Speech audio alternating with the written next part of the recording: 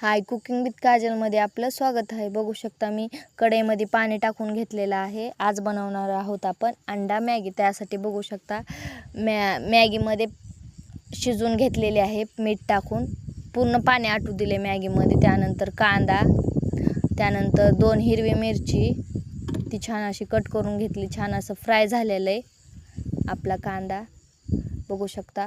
त्यानंतर मी 2 अंडी फोडून टाकते। 2 मॅगीचे पॅकेट होते तर 2 मी अंडे घेतलेले आहेत। एक नंबर होती, नक्की ट्राय करा।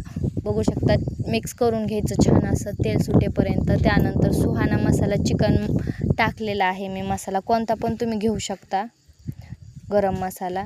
त्यानंतर मिक्स करून घेतलं। त्यानंतर कोथिंबीर, मीठ, थोडंसं मीठ टाकून घ्यायचं। त्यानंतर आपण शिजून घेतलेली मॅगी पण त्याच्यामध्ये मिक्स करून घ्यायची, छान अशी मिक्स करून घ्यायची आणि तेल सुटेपर्यंत फ्राय होऊ द्यायची। आणि लास्टला 2 मॅगी पॅकेट होते ते पण मी टाकून घेतले, मसाला, मॅगी मसाला।